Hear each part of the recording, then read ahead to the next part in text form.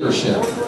Now, fast forward another 19 years, or really 18 years, to December of 2008. You may remember what was taking place then, really the meltdown of the financial markets. And our business that we had worked on and struggled to build and poured ourselves into started to lose money.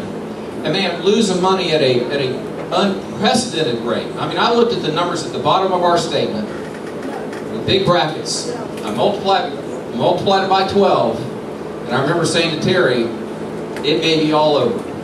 It may be all over. And here's what we did. Instead of waving the white flag, we went down there, and I got all our people in a room, just like this room tonight. And I looked at them and I said, it's going to be okay, and here's how we're going to get through this. I cut my salary to 0. Now, I'm not looking for a pat on the back. I'm just telling you that's what I had to do to keep the bankers happy.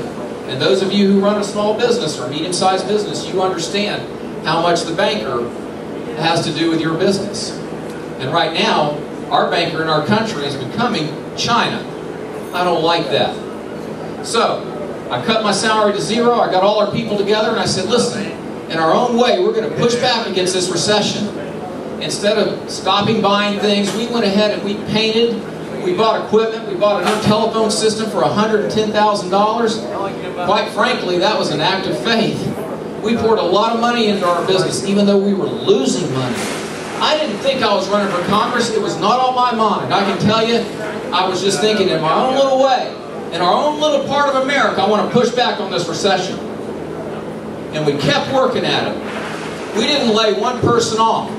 Now, I do not fault, that is not a statement of judgment for those who've had to lay people off. Every business is different, so I make no judgment on those who've had to lay someone off.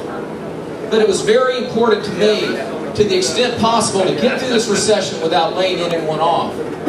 Now that is leadership by example. That is a principle that I learned at Parris Island when I was 18 years old.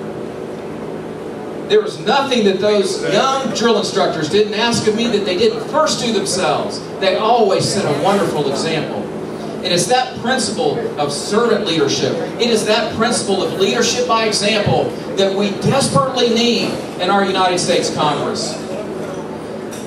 Leaders set priorities